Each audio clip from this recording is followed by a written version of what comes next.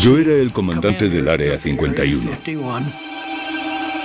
Mentí y dije que nunca había trabajado allí. Es la base militar secreta más famosa del mundo. Aceptamos las condiciones. Mantengan la boca cerrada. Sus vidas o las vidas de otros dependen de ello. Ahora, por primera vez, los hombres que trabajaron en el Área 51 cuentan su versión.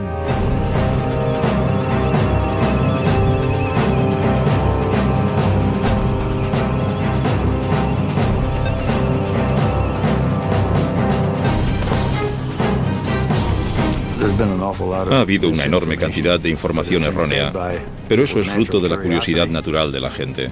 Si no sabes lo que está pasando, quieres averiguarlo.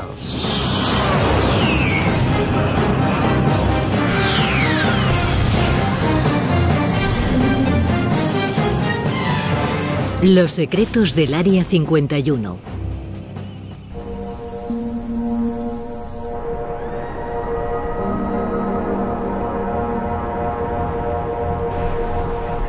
La agencia nunca ha admitido y nunca admitirá que existe un Área 51. Fin de la historia.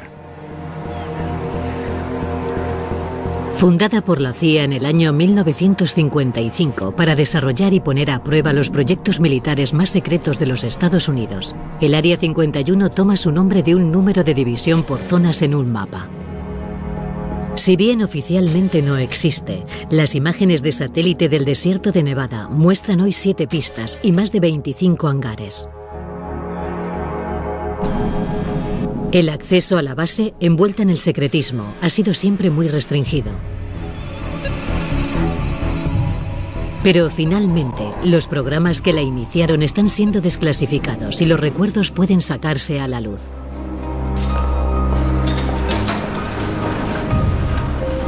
Era una verdadera guerra fría. Estamos hablando de bombas nucleares apuntando a todas las ciudades principales, y era como entre dos personas, ¿quién va a golpear primero? Hay muchos momentos en que la democracia tiene que dar paso al control estricto, como el militar, para poder llevar a cabo algo que permita sobrevivir a tu nación. Esa es la idea que tenemos todos, creo yo. Cuando nos reuníamos no se permitían bolígrafos ni papel. Ni siquiera los pilotos hablaban entre ellos. No se escribía nada. Todo está en nuestras cabezas. Cuando entrábamos en el programa se nos daba un nombre en clave. Mi primer nombre fue Ken y el último empezaba por C como Collins, pero era Colmar. C-O-L-M-A-R. En mi caso, no soy tan curioso. Me parecía bien que fuera algo secreto. Quiero decir, si no necesito saber, no pregunto. Me dijeron, no te preocupes nunca por averiguar tu nivel de autorización. Tienes la autorización de los más altos cargos de Washington, D.C. Ellos tienen un equipo para saber lo que haces, lo que dices, a dónde vas.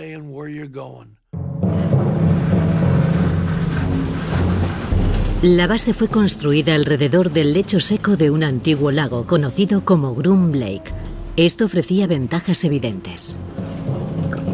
Necesitábamos un buen lugar para aterrizar, donde pudiéramos aterrizar en cualquier dirección y sentido, dependiendo de dónde soplara el viento, y un lago circular servía a ese propósito. Además, estaba protegido por la cadena de montañas que lo rodeaba, así que no era fácilmente visible. Liso como un cristal. Era increíble. Podía conducir el coche del personal a toda velocidad y no daba ni un solo bote.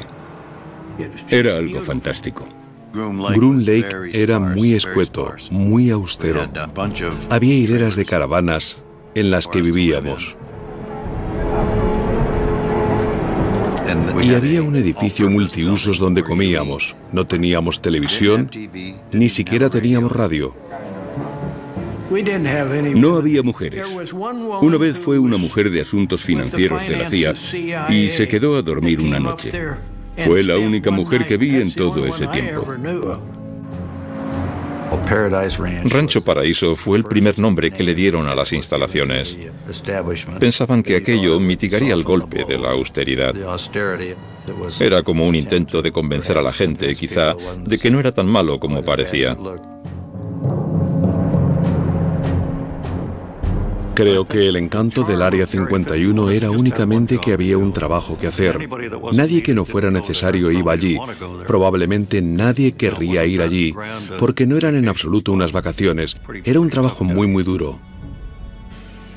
La CIA necesitaba un tipo determinado de hombre para trabajar en el Área 51. Éramos seleccionados como una especie de guerreros silenciosos. Durante los controles de seguridad se eliminaba a una buena cantidad de gente por ser poco discreta. Me habían seleccionado para mi primera misión secreta y fui al cine mientras mi mujer iba de compras con mi madre. Y a mitad de la película entra una mujer, una chica joven, aproximadamente de mi edad. Y en mitad de la película me pregunta si vivo en Las Vegas, cuánto tiempo llevo en Las Vegas y a qué me dedico. No le gustaron mis respuestas. A la media hora se levantó y se fue. Y a menudo pienso, ¿cuánto tiempo llevaría siguiéndome? ¿Me estaría siguiendo? ¿O era simplemente una de las chicas de Las Vegas en busca de un cliente? Nunca lo sabré.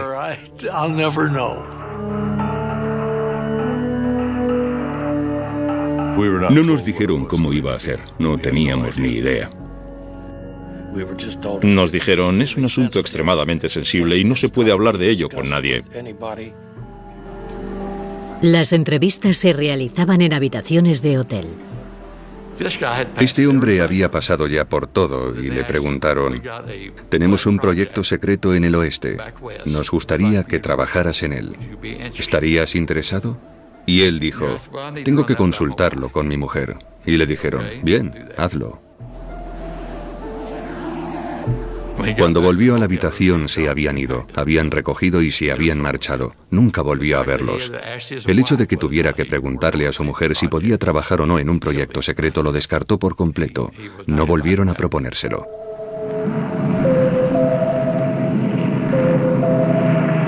El Área 51 fue creada para un proyecto ultrasecreto llamado Aquatom.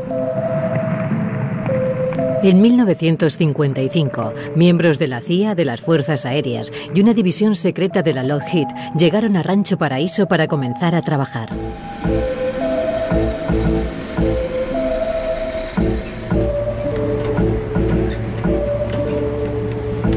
Es lo único que nos dijeron. Nos presentábamos voluntarios a algo con los ojos cerrados. La mayoría de la gente no aceptó, pero yo lo hice. Y sabíamos que teníamos que ir a recoger un traje de presión, así que sabíamos que se trataba de algo a gran altitud. Por encima de los 15.000 metros la sangre hierve, si no cuentas con presurización. Así que si había una despresurización, el motor fallaba y te encontrabas por encima de los 15.000 metros, el traje te salvaría. Seleccionaron a un fabricante en Boston que hacía los trajes por encargo. Tenían que ser hechos a medida, muy ajustados al cuerpo. Así que fuimos a David Clark, que hacía sostenes para Sears, recuerdo. Nos lo ajustaban, nos íbamos a casa, volvíamos y nos lo volvían a ajustar una vez hecho. No podíamos decir ni quiénes éramos ni lo que íbamos a hacer, solo que necesitábamos un traje de presión. Cuando los pilotos vuelan más alto de lo que el hombre ha volado nunca, son necesarios cambios en el equipo. En esta filmación recientemente desclasificada, Ray Gowdy se prepara dentro del Área 51 para un vuelo. Los trajes de presión parcial modificados MA2 son hechos a la medida para cada piloto. Una pérdida de peso del piloto de solo 1 kilo podría hacer que el traje fuera inefectivo.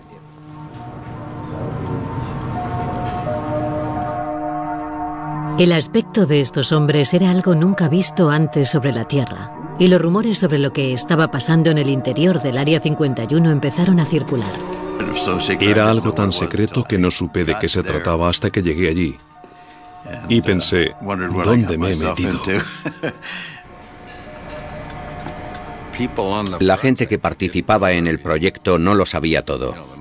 Los mecánicos, por ejemplo, no sabían qué hacíamos en el aire. Así de secreto era. No dejábamos nada fuera, nada más aterrizar entrábamos directamente en el hangar. Estos hombres estaban probando las armas más importantes de la Guerra Fría. Los aviones espía U-2. No había instructor, no era biplaza, no había simulador. El U-2 estaba equipado con cámaras de alta resolución diseñadas para volar a 21.000 metros de altitud y tomar fotografías desde el límite de la estratosfera.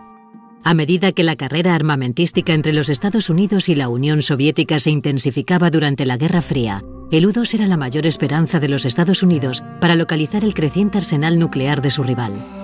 Y exigía mucho de los pilotos, que tenían que respirar oxígeno puro para sobrevivir a tales altitudes. Estoy seguro de que algunos estaban muy nerviosos porque sudaban, pero yo no. Podía dormir o leer un libro o pensar en lo que iba a hacer, porque algunas de las misiones no eran nada sencillas. Había que volar de cierta manera para hacer las cosas bien. Cada kilo extra, incluso unas pequeñas ruedas, podían limitar la altitud de vuelo del U-2. Llevaba todo el combustible en el ala. Necesitaba algo para que los extremos de las alas no rozaran con el suelo, de manera que estaban allí solo para separar las alas del suelo, y en cuanto las alas se elevaban, las ruedas caían. A mí me gustaba despegar y subir haciendo espirales en vertical. La coartada del gobierno para el U-2 era que se estaba utilizando para investigaciones meteorológicas. Esa era nuestra tapadera. Sí, Escuadrón Meteorológico de Reconocimiento. Si no se trataba de un avión convencional, ¿qué es lo que vieron? Los U-2 volaban 3 veces más alto que un avión comercial y en ocasiones eran atisbados por los ciudadanos. No estoy seguro, pero creo que vi el reflejo del sol en una ventanilla, o portillas de observación de algún tipo. A mediados de la década de los 50 del siglo XX, cuando tanto la Guerra Fría como el interés de los estadounidenses por los ovnis estaban en pleno apogeo. Yo creo que era del espacio exterior, pero amistoso. El avión plateado en ocasiones creaba confusión. Era puro aluminio. Decíamos, ahí arriba parecemos una estrella brillando. Los pilotos tenían la orden de negarlo todo, hasta a los controladores aéreos. Había noticias de que avistaban objetos volando a grandes altitudes y contactaban con ellos, pero no obtenían más que evasivas. Si volaba a lo largo de la frontera de Canadá, el controlador me preguntaba cuál era mi altitud. En realidad era muy exacto, pero yo le decía, no, va a tener que recalibrar su equipo. Esa no es nuestra altitud. Hacia 1957, los vuelos no reconocidos de los U-2 eran el origen de la mitad de los avistamientos de ovnis comunicados, pero eso no era nada comparado con lo que estaba por llegar.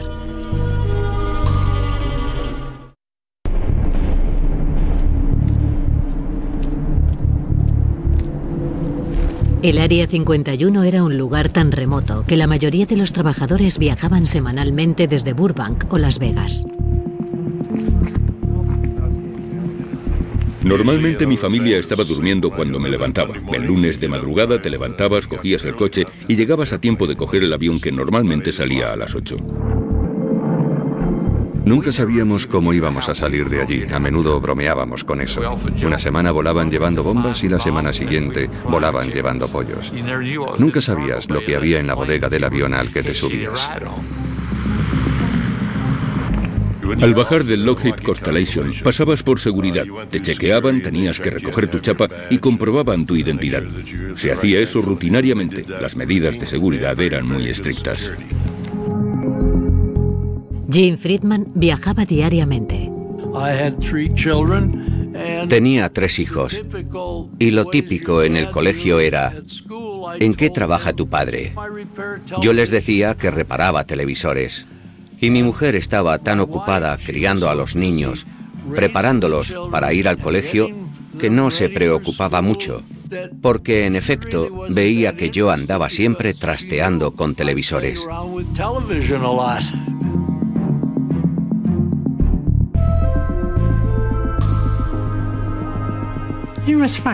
Todo estaba bien. Vivíamos una buena vida, aunque a veces se pasaba hasta una semana sin venir a casa. Pero me llamaba y decía que tenía que trabajar.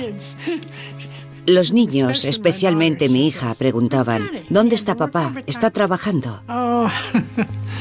Pero yo no sabía lo que hacía.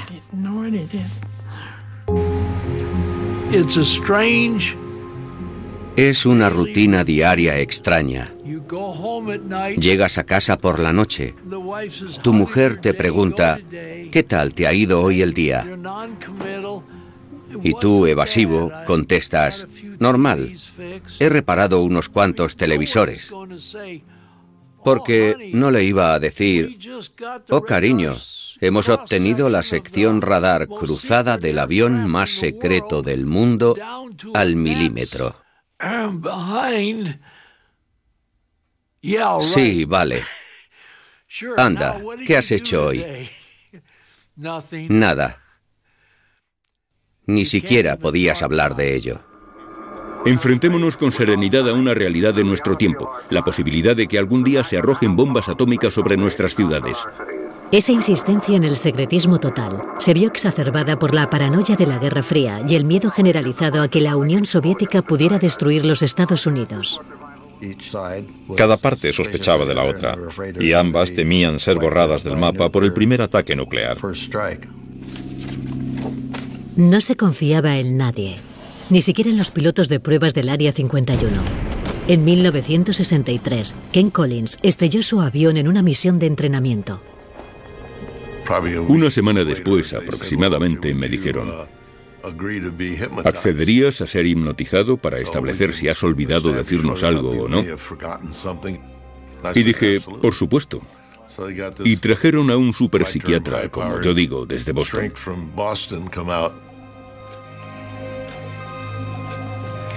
Pero no consiguió hipnotizarme. Se sentó frente a mí y me habló y me miró fijamente, y yo estaba tranquilo, como siempre, y no pudo hacerlo. No funcionó.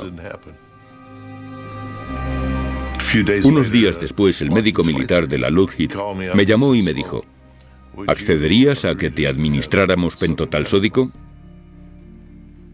Y dije, sí, lo haré encantado. Le dije a mi mujer, me voy a la Lockheed, tengo que ir a trabajar. Y ella me dijo, es domingo, nunca trabajas los domingos. Y le dije, bueno, es algo especial. Y me dijo, ah, bien. Sobre las 6 de la tarde, ese mismo día, me llevaron a casa. Yo seguía bajo los efectos del pentotal sódico y me tiraron en una silla en la sala de estar y se despidieron y se marcharon sin más.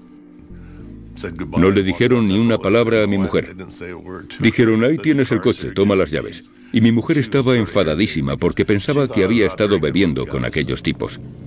Pero en definitiva, al final se estableció que lo que les había contado era todo, que lo que les había contado era la verdad.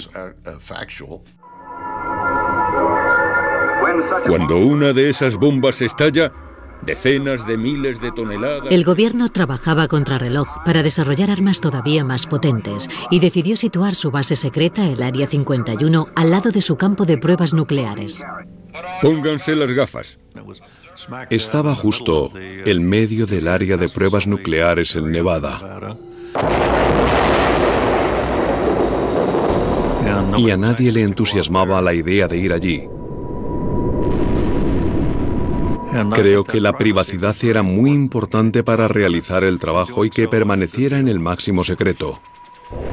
Pero con las más de 450 explosiones nucleares que tuvieron lugar entre 1955 y 1968, la localización tenía sus inconvenientes. Cuando provocaban explosiones nucleares allí, por supuesto se nos informaba siempre de que teníamos que evacuar. En una ocasión tuvieron que pasar 2 semanas por el tiempo, principalmente porque los vientos no eran favorables. Teníamos que llevar medidores de radiación para asegurarnos de que estábamos limpios. Una vez estaba en la pista, por alguna razón, y se produjo una explosión en Yucca Flats, y vi realmente una onda expansiva en el suelo avanzando hacia mí. Se veía realmente el terreno subir y bajar, subir y bajar. Era una explosión subterránea. Era impresionante ver hundirse el terreno formando aquellos enormes círculos.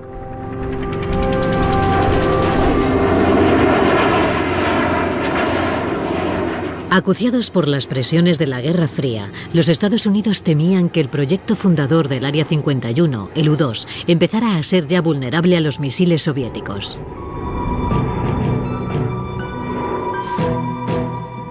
El plan era desarrollar un avión tripulado sucesor del U-2, con mucha menor vulnerabilidad y con mayores capacidades. Muy pocas personas en la agencia, la CIA, lo sabían.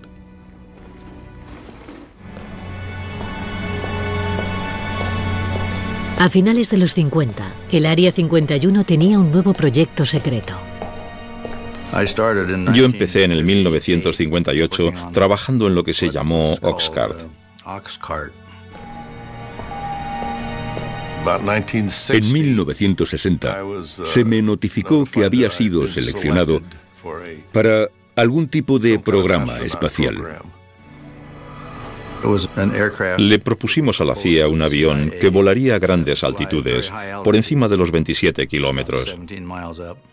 El objetivo era hacerlo volar tan rápido y tan alto como fuera posible, y tan difícil de detectar por los radares como fuera posible. Iba tan deprisa que, si estabas en California, volando de norte a sur, solo con girar a tales velocidades o a tales altitudes, ya no estabas en el estado de California. Era tan rápido que te sacaba fuera. En la Guerra Fría, la información era tan poderosa como las armas. El Oxcart estaba diseñado para ser la herramienta de espionaje suprema de los Estados Unidos. El primer avión sigiloso del mundo. Volaba lo bastante rápido y a la suficiente altura como para escapar a los misiles. Miles de personas trabajaban en el proyecto dentro de las instalaciones de la Lockheed en Burbank, California.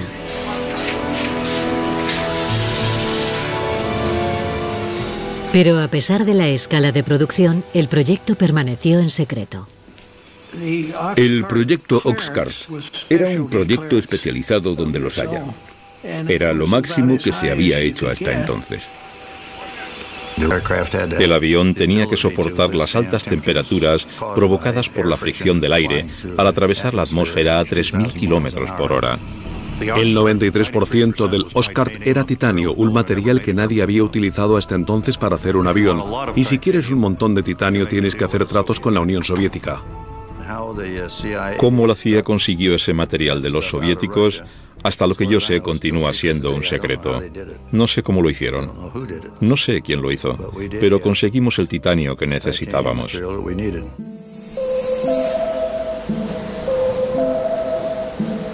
Cuando el prototipo del Oxcart estuvo listo, el gobierno tenía que trasladarlo hasta el Área 51 desde la cadena de producción en California.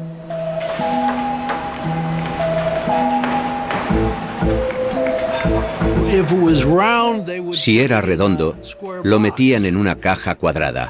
Si era cuadrado, lo metían en una caja redonda.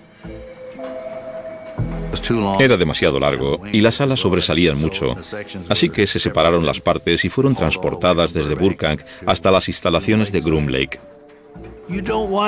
No quieres que un tráiler tan enorme circule por una autopista muy transitada, así que lo hacíamos subrepticiamente cuando no había nadie cerca. Requirió la colaboración de la Patrulla de Carreteras de California, la Patrulla de Carreteras de Nevada, la CIA y no sé cuántos más. Hubo que despejar el camino hasta allí. Hubo que cortar árboles, nivelar las cunetas de la autopista para descargar las cajas.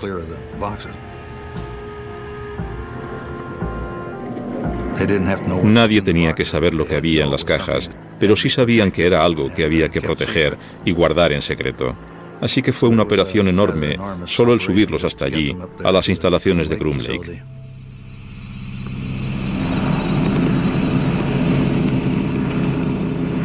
Ken Collins fue uno de los primeros pilotos que vio el Oscar nada más llegar al Área 51. Subí a la zona y el oficial de operaciones que estaba allí dijo: ¿quieres ver lo que vas a pilotar? Y dije: por supuesto. Y fuimos hacia el hangar. Y la única luz que había era la que entraba por las altas ventanas y se veía allí al fondo, en penumbra. Ese avión largo, magnífico. Era increíble. La primera impresión que te daba era la de una nave espacial. Dentro del Área 51, cerca de 2000 trabajadores tenían un objetivo común: completar el proyecto secreto supremo. Hay muchas cosas que la gente no necesita saber. Por eso el Área 51 es algo tan mítico, porque no saben lo que pasa allí.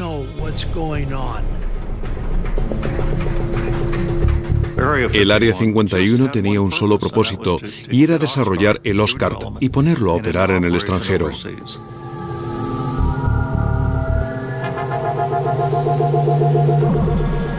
Casi todo lo referente al Oscar ha estado clasificado durante décadas. Algo más se sabe de su sucesor, el emblemático SR-71 Blackbird.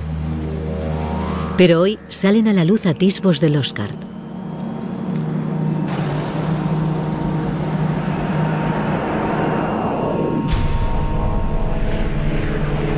El Oscar fue el primer avión de sigilo del mundo, diseñado para ser casi imposible de detectar por los radares enemigos. La prueba en la que participé consistía en volar un Oxcart sobre una estación de radar y básicamente se trataba de averiguar si estos aviones podían volar sin ser detectados. Fui al edificio de control de radar para ver qué pasaba cuando el aparato lo sobrevolara. Y estaba allí de pie y nadie veía que pasara nada. Y de repente se oyó como si una escalera de mano o algo cayera sobre el tejado. Pero era la onda expansiva del avión. No lo habían detectado en los radares. Así que parecía que funcionaba. El Oscar podía volar de costa a costa en 70 minutos, pero su único propósito era el espionaje. Estas imágenes de Corea del Norte fueron dadas a conocer por la CIA, pero nunca habían sido vistas por el gran público. Revelan la precisión con la que el Oscar podía fotografiar objetos en el terreno desde 27.000 metros de altura y a una velocidad de 3.500 kilómetros por hora. La cámara iba instalada en un avión que volaba a Mach 3. La cámara era de 12 pulgadas. Pensemos en un objeto en el terreno sobre el que se coloca una cuadrícula con cuadrados de 30 por 30 centímetros aproximadamente, más o menos el tamaño de una baldosa, y cada uno de los cuadrados es o negro, o blanco, o gris. Un objeto de 30 centímetros de lado puede ser claramente identificado como un objeto, aunque no puedas precisar su estructura. Pero si haces una fotografía de un tanque, probablemente obtienes unos 500 puntos, y eso sí define perfectamente el tanque. Pero en el apogeo de la Guerra Fría, los hombres del Área 51 no eran los únicos con potentes cámaras. Los rusos tenían de 4 a 6 de lo que nosotros llamábamos cubos de basura. Había sistemas de rastreo por satélite y nos daban la información de cuándo iba a pasar un satélite. De manera que cuando se aproximaban a la zona lo guardábamos todo. Teníamos unas naves de emergencia y si había algún avión en el exterior cuando se acercaba un satélite por el horizonte, lo escondían rápidamente en esas naves. Pero los trabajadores en ocasiones tenían que colocar un prototipo del Oscar sobre un poste para probar su efectividad como avión de sigilo. Y con los soviéticos espiando desde arriba, esto representaba un problema. Un avión colocado sobre un poste era algo muy difícil de ocultar a los satélites. Había gente en el departamento de seguridad que opinaba que no podíamos permitirles que echaran un vistazo. Así que no había forma de manejar la situación, sino bajando la maqueta del poste, escondiéndola en un hangar para después volver a sacarla y colocarla de nuevo en su sitio. Eso hacía el trabajo difícil, muy difícil. Empezar a trabajar en el avión y tener que meterlo corriendo en el hangar. Y volver a sacarlo y meterlo y sacarlo. Era un fastidio. A pesar de los esfuerzos por esconder el avión secreto, los agentes de inteligencia descubrieron que la Unión Soviética tenía un dibujo del avión y había dado con la manera de detectar al Oscar. Durante las pruebas que hacíamos a la luz del día, la radiación del sol lo calentaba todo, excepto las zonas de sombra. Si dejábamos la maqueta fija una media hora o así, la sombra proyectada podía ser captada por una cámara de infrarrojos posteriormente. Enseguida, los hombres del Área 51 empezaron a fabricar falsificaciones para que los soviéticos las descubrieran.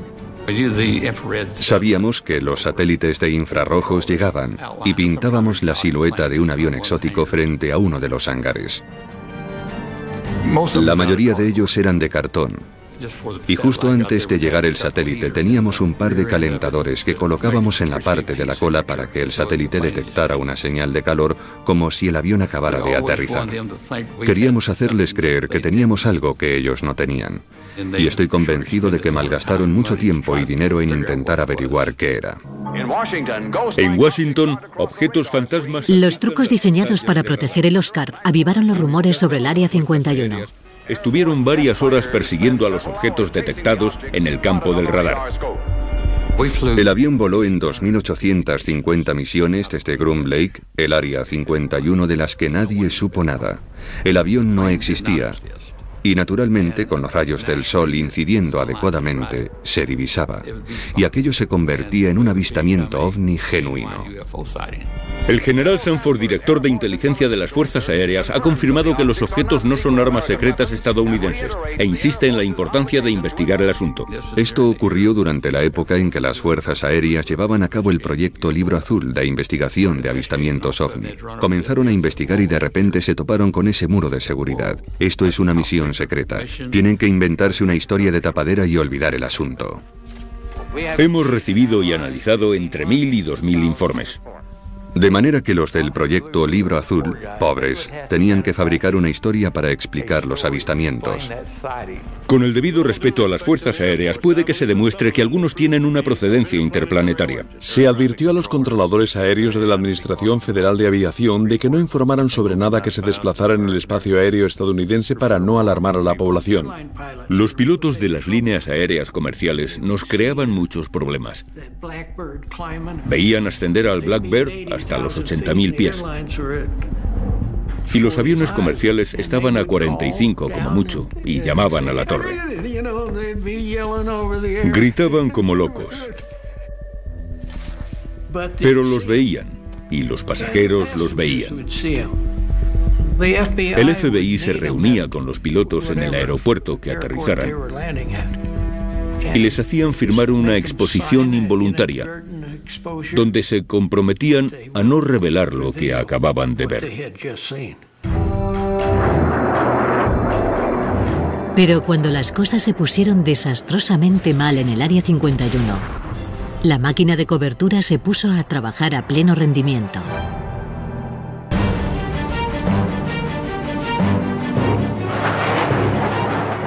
A pesar del secretismo que rodea al Oscar, comienzan a salir a la luz décadas después los indicios del primer percance sufrido. Era una prueba de motor subsónica y a baja altitud. Teníamos problemas para acelerar el motor hasta Mach 3. Volamos saliendo del área hacia el norte. Alcanzamos los 25.000 pies y nos dirigimos después en sentido sur y nos metimos en turbulencias. Algo no iba bien. Estaba entrando en pérdida, pero no lo indicaba. Enseguida el avión cabeceó y ascendió. Se dio la vuelta y entró en barrena plana. No había salida. Así que lo mejor era eyectarme. Y me eyecté hacia abajo, porque estaba boca abajo. Ken tomó la decisión acertada y se eyectó. Lo que en esos momentos se me pasó por la mente fue que era una pena tener que saltar de ese magnífico avión.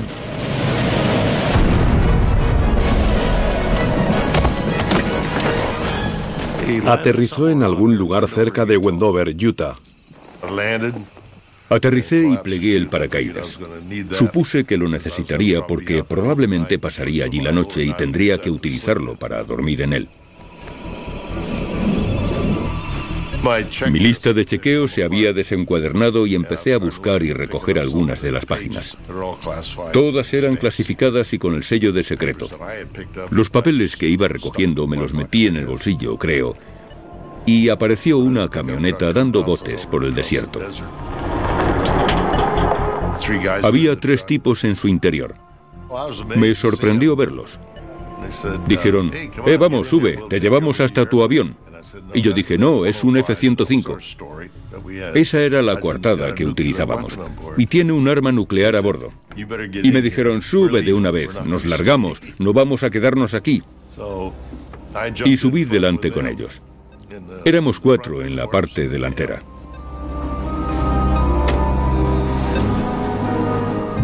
No sé dónde pensaban llegar si hubiera explotado la supuesta bomba. Debía estar tan cerca que no hubiera servido de nada. Después de la advertencia de Collins, después de su mentirijilla, no creo que tuvieran muchas ganas de acercarse a mirar.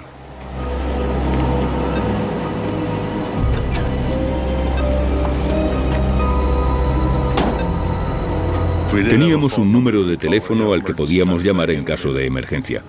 Hice una llamada rápida, me identifiqué y no necesitaron saber más. Y les dije dónde estaba.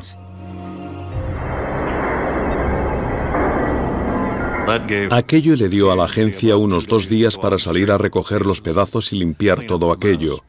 De otra manera podría haberse convertido en una feria.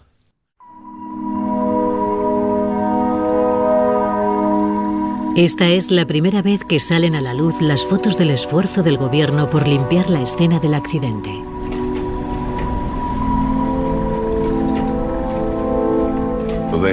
Había 2 hombres del equipo de supervivencia que eran parte del equipo de seguridad que después se acercaron a caballo y estuvieron recorriendo toda la zona peinándola para ver si quedaba algo allí que fuera clasificado. Entre la coartada y la localización remota, la limpieza fue suficiente para mantener en secreto durante décadas el lugar del accidente. Se dijo que había sido un F-105 lo que se había estrellado. Cerca de las bases militares se estrellan muchos aviones y el asunto se olvidó.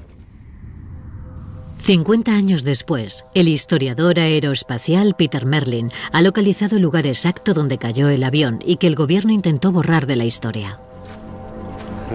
Estamos entrando en la zona de los restos.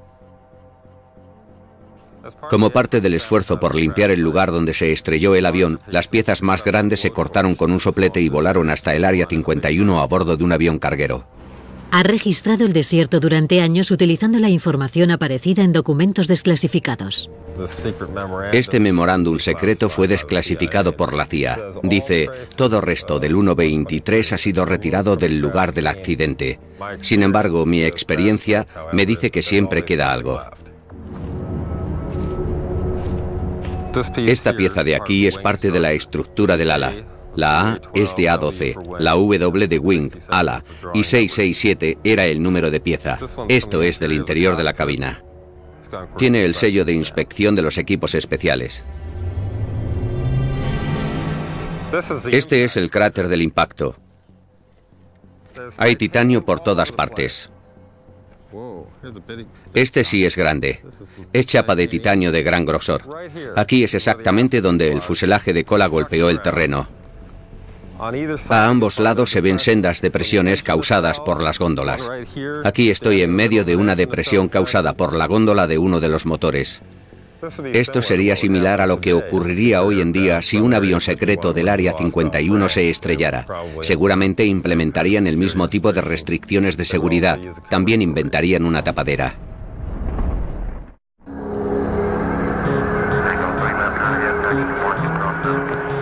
Aeropuerto McCarran, Las Vegas. En la actualidad, un hangar privado para aviones sin marcar. Todos los días laborables, los trabajadores hacen el mismo viaje al Área 51, que se repite ininterrumpidamente desde los días del U-2 y el Oscar. Aquellos primeros programas convirtieron al Área 51 en el hogar permanente para los proyectos secretos de los Estados Unidos. Si vuelves allí y miras todos los informes, nunca despegó un avión de Groom Lake. Nada fue lo que parece. 963, autorizado a despegar. Y el misterio continúa hoy. El presupuesto militar secreto anual es de más de 41.000 millones de euros, el más elevado de la historia de los Estados Unidos. Pero ni siquiera aquellos que en su día sacrificaron tanto por el Área 51 están al tanto de los secretos. Me gustaría saber lo que están haciendo, pero no lo sé. He oído incluso decir que el Área 51 es una tapadera para otra área mucho más secreta. No lo sé, tampoco puedo confirmar eso. No tengo ni idea. Ojalá lo supiera. El secretismo y las tapaderas continúan alimentando los rumores. Hay un montón de situaciones que la gente no puede saber que no son verdad.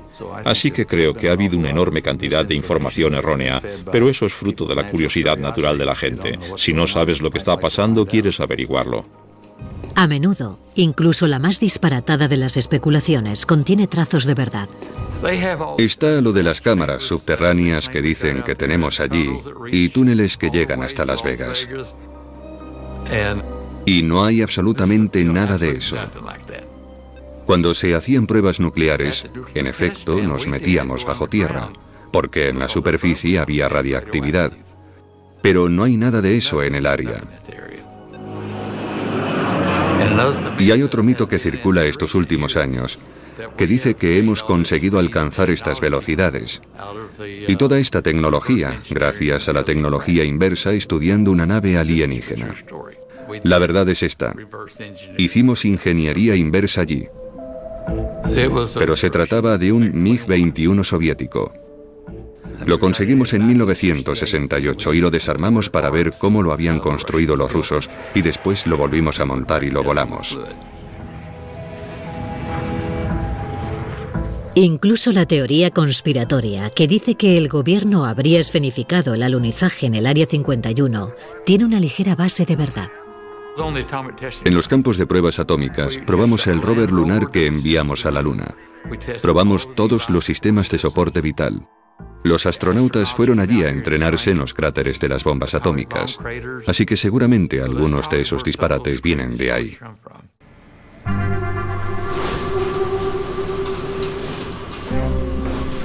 Creo que cuando la gente firmaba para el Oscar o el U-2, se comprometía a no revelarlo nunca. Y así la gente decía, mire, esto es como un secreto de familia, nos iremos con él a la tumba. Era un honor, un gran honor, tener un trabajo con ese nivel de confianza depositada en mí, siendo un chaval de campo. Se depositó mucha confianza en personas como yo, que trabajaron allí.